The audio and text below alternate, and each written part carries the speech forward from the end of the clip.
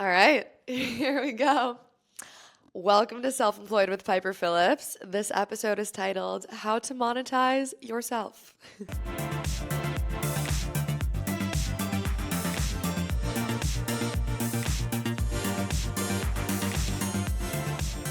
Hi guys, it's Piper. If you are new here and you're from TikTok or Instagram or LinkedIn, the videos that I've been making this week about money that have been popping off, welcome. This is a show about working for yourself where we talk about what it's really like being self-employed. Today it's just me and you. This is our solo episode. Every week I alternate. So I do a guest episode and then a solo episode. And truthfully, I'm filming this the day before it comes out because I want to answer your guys' questions that I have been getting asked on my personal TikTok all week. If you missed it, I posted a video about 2 days ago about taxes and how it's tax season. And I made an offhanded comment about how I'm in like the 200 to 500K income range. And people were freaking out. They're like, you made that much money. How did you make that much money? I don't believe it, which is fair because it's really shocking if you're not in the industry or if you're not self-employed to know that you can be a full-time content creator without having 1 million followers and make that much money. I'm here to tell you that you can, and I'm really excited to just dive into this episode. So I was thinking about what to call this episode, and I ended up titling it How to Monetize Yourself. Start here if you want to get paid for your social media. Uncommon advice. That's the title of this episode. Because I have a bone to pick with some people who post about social media and about how to grow on social media. Some of them are really great, and there are some really good social media coaches out there. But some of them get a little too up in the algorithm and timing and what to do, blah, blah. This is not a social media course. I don't like even social media. I like making content and connecting with people and getting paid to be myself. And if you're watching this, you probably do too. So this is going to be a personal tale of my journey since quitting my full-time 9 to 5, of being a full-time content creator and my relationship with money, and some things that I've noticed that I think are the reason why I'm able to make as much as I do. If you want to be on social media and you want to start monetizing it and getting paid to be yourself, buckle up, take some notes, because this is not the average advice that you hear. We are approaching this from a business mindset. You are going to treat yourself like a celebrity and like a business all at once. This is not advice of like how to blow up overnight. I don't know. If I figured that out, I'd have 10 million followers by now. But what I can speak to is having a personal brand that pays the bills and has surpassed my corporate income with around 150,000 followers at this point. So it's not about the followers. It is about a lot of other things, and we are going to dive right into that. So the reason this is relevant right now, first of all, it's Women's History Month, and the only way that people, and women especially, are going to make more money is with financial transparency, if we talk about it. That is why I'm so open about talking about how much money I make, because we need to talk about it. When people are like, oh, I don't like money, or I don't like talking about money, I'm like, how do you not like money? You need money to do anything. You need money to pay your rent, to live where you want to live. You need money to feed your body and nourish yourself with healthy groceries. You need money to take care of your family, your education. Money is called currency for a reason. I heard this at a Tony Robbins conference. It's so good. Money is quite literally a currency, like a current, an electrical current that flows through everything. Anything you want to do in your life requires an understanding of money, which is why I'm so passionate about women understanding money. I'm not a financial expert. Like, there are some really good ones out there. That's not what this is. This is just like me, your smart friend, talking to you about some things that I've learned. So my personal experiences. How do I make that much money as a content creator of my size? We're going to get into it. It starts internal and then you look external.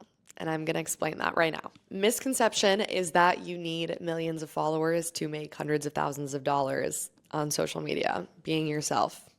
That is not true. That is incorrect. And so take that belief, get it out of your head. If you do it right, if you play a strategy correctly and develop a personal brand and be yourself, I know it sounds cheesy, but it's true. You don't need that vanity metric of a certain amount of followers to make money. You don't. People can tell when you're authentic and yourself, and that at the end of the day, brands won't say it, but they'll feel it. That's what they're paying you for. Last disclaimer before we get started. This advice, like some people who just hit mainstream success, they're now mainstream. They can do whatever they want and they will get views and they will get money, and that's amazing. But that doesn't happen to everyone. And so they say the riches are in the niches. And I think it's true. And so that's why I'm talking about these things. I know for a fact that I earn more as a content creator with 150,000 followers than some people with 500, 600,000 followers do. And I know that because we've talked about it. I'm very open about it. And when you're open about money, people are open about it with you back. And they're like, I don't understand, Piper. Like, I have 500,000 followers and I'm barely making $5,000 a month.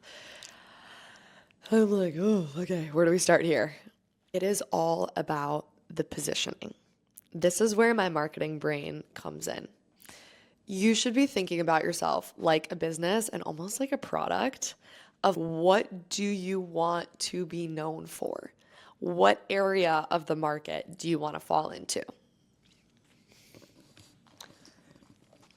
So you should be doing market analysis. But let's back up. That's actually step number 2. Step number 1 is developing your personal brand with intention. And this is something I talk about a lot because I don't think I know I wouldn't be making what I'm making right now if it wasn't for the work I put in developing this specific personal brand that I have, which is talking about business, talking about money, talking about personal branding, as well as sharing personal growth revelations, living in New York City in my 20s, sharing my family, sharing my travel adventures. I fall into this Venn diagram of a little bit of both of these things, which by themselves might not be very unique, but when you put them together, that's what makes me and you unique. So I think of myself as a business. But the thing is, it has to be aligned with who you actually are. People can tell in a second if what you're saying is not authentic to you. And I've had videos that I post and I just they flop. And I'm like, I know they're going to flop because my heart's not in it. It's not actually what I'm excited about. So you have to develop that personal brand that, yes, fits in a white space in the market, but actually feels authentic to you. How do you do that? Great question. First step is turning inwards and doing some serious personal reflection, genuinely. I remember I read this book, I talk about it all the time, called Known by Mark Schaefer, which really just guides you into how you think about and how you develop your personal brand. So, some questions to ask yourself. What are you so obsessed with that you could talk about for hours? What I'm doing right now, literally talking to a camera or a wall or your friend for hours. What are you so excited and passionate about? What are you good at? What are some things that when you do it, you crush it at work, in your personal life? This is one I love. What do your friends ask you for advice about? I noticed that my friends would come to me in college and be like, hey, how do I write this networking email? Or how do I reach out to people? And I was like, oh yeah, that does come really easily to me, but it doesn't come easily to other people. And then I realized, oh, okay, that's something that I'm good at.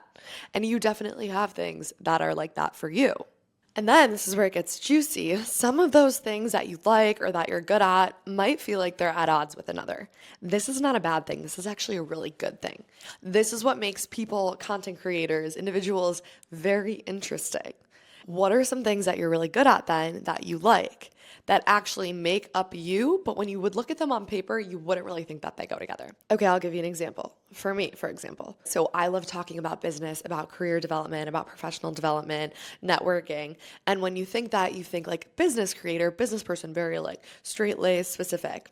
No, I'm also a girl in my 20s who loves to look good, to get dressed up, to go out in New York City, to go out dancing till 2 a.m, to go on luxurious vacations. These are things that you wouldn't necessarily associate with someone who talks about business.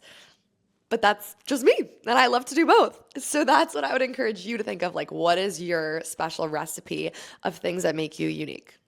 And then once you have that essence, you reverse engineer your personal brand. So now you know what you're good at, you know what you want to be known for.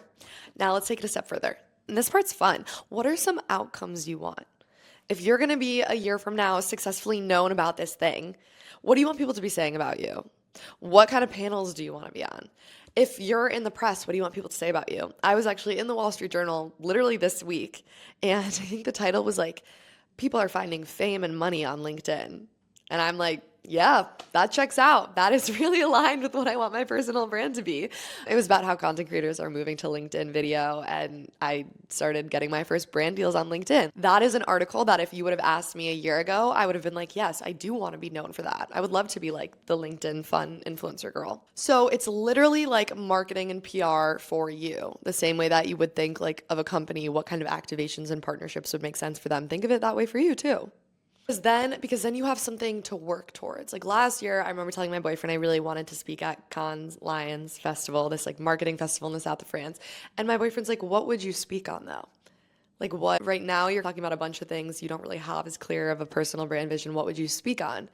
And now, a year later, I have the answer to that question. I'm like, I could speak about my transition from corporate to being a full-time content creator, my pay transparency that I talk about, the way that I monetize my personal brand, getting paid to me myself, and self-employment. How I've navigated self-employment and how I'm now educating and inspiring others on that topic. Boom. I could be on like 10 different panels about those things. Hopefully I will be. Call me if you're booking for Cannes Lions Festival. That is all internal work. And it's really fun and exciting because you got to like craft who you want to be in a way that feels authentic to you. You should not be trying to put yourself in a box of what other people are doing. No, it starts internal with that internal analysis. Once you have that foundation, internal set, then it's time to go to the market research stage. And this is where we get really nerdy because a SWOT analysis never hurt anybody. Seriously. I will take myself as an example again for you guys just to really hit it home. The fun side of me, talking about my life in New York City, talking about my family, talking about my boyfriend, talking about my fun trips I go on, that is not necessarily a rare thing. Granted, the way I do it is like rare because everyone's themselves, but there are so many lifestyle comfort creators that do that. It's not really rare. It's oversaturated, some would say at this point. And then there are so many amazing business creators. There's Vivian, your rich BFF, talking about money. There's Diary of a CEO, Stephen Bartlett. They're really, like Gary Vee, they're really quality business content creators. But there's no one who's like really in that Venn diagram of doing both. And I realized that. I would say, I want to be like in the Venn diagram of Mel Robbins and Alex Earl. Like I want to be posting about personal growth, business, really sharp and to the point. But then I want it to be okay, like one video later to be like dancing on a table in the south of France. That would be great. I want to show that you can do it both and that it's okay for women and people to have a personality and then also be just like really good at their job or at their business. That's my goal. So knowing those things about myself and knowing the market, I then was able to identify that white space of like, hey, even though this whole world is really saturated, there's like a little sliver where not many other people are doing this exactly the way I would want to be doing this. You know what I mean? And this could be literally anything. Like I was on a panel the other day and they were talking about like your secret sauce and your secret recipe. There was this guy who liked to sing a cappella and he also posted like tech content.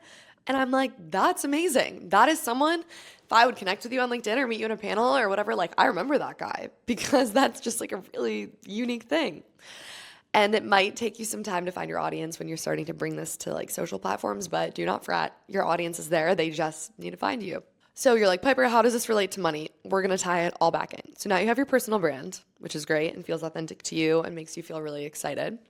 And now you also know that there's white space in the market and it's a good time. Either people are thinking about it, talking about it, not many other people are doing it, whatever. How this pays the bills and relates to money is when you have a personal brand that is a little bit more rare or a little bit more unique, your negotiation leverage increases exponentially.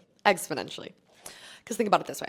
If a brand is hiring for a campaign for a fashion lifestyle influencer, there are so many fashion lifestyle influencers. Not to say they're not good. There's lots of good ones.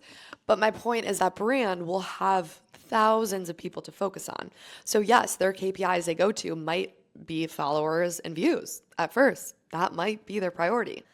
But if you're niche, you can speak to some things with credibility, with eloquence that other creators might not be able to speak on. So for brands that are looking for that specific type of creator, there are less options. You have just made yourself more valuable, a more valuable candidate. There are quite literally less of you. You are in that realm, in that like arena of one, if that makes sense. For example, I had a brand deal with this company called Teachable, which is this like online platform that lets people make courses and other things to monetize themselves. And they were looking for creators that spoke about business, had like B2B content in the past rather than B2C. They wanted a person who used to work in corporate and also has brand deals and has other streams of income. I'm like, yeah, and does full-time content now. I was like, that's me. That is so much more specific and niche than if they would have just said, oh, we just want like a business person. Like it just, the more layers you have, the more niche you are, the more you can negotiate because you are special. And everyone watching this is special. It's just like finding your specific brand of special. So that is that. That is how you are going to create the foundation of your personal brand. And you're going to pitch and negotiate yourself for amazing deals, getting paid to be yourself. As weird as that sounds, that is my dream job.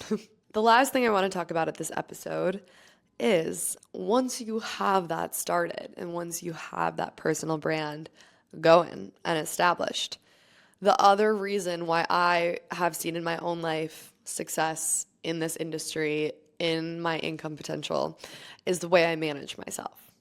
You do not need a manager, talent manager. There are some really good ones, and if you want a manager because you don't have the time to do things, that's great. But you do not need one. Management is outsourcing the relationships. And I think that relationships are the most important part of the content creation and brand partnership business. It is seriously, like with anything in business, all about your relationships. So I personally love being self-managed because I have direct connections, like the campaign manager at Starbucks, at LinkedIn, at Dyson, at L'Oreal. Like these are people I've worked with directly. Whereas a lot of my friends who have managers, like they never get that face-to-face time because the manager handles all the communication. So I don't really have scientific evidence to back this up, but I have a very good inkling that my relationship building and the way that I'm intentional about that also contributes to if I'm being considered for paid opportunities. It doesn't make sense. And that is the reality of it all. This is a business like any other business, and it's not always the most logical thing that pans out. Like you would never think person with less followers makes more money than person with most followers in a game that's about attention. Yes and no. That is not true because of what we just talked about, having a personal brand that feels authentic and rare and is unique to you. And I think that's actually a very good thing because that's what you have control over. You can control what type of content you put out, how authentic it is to yourself, how often you do it, how it feels when you talk about certain things. At the end of the day, this whole content creator space can be really frustrating and an emotional roller coaster at times because there's going to be days where you're like, is anybody listening? Or am I just talking to myself in a black hole? But if you're actually talking about something that you love and that feels important, that's how you're going to end up on top. So I hope this was helpful. If it was, please just tap 5 stars on Spotify or give this a like and follow if you're on YouTube or Apple Podcasts, subscribe. This is completely self-funded and free, something that I do. So if you like this episode, also post it on your Instagram story, tag at The Self-Employed Show. I will repost them. So thank you guys, and feel free to let me know if you have any other questions, but I will see you next week. Okay, bye.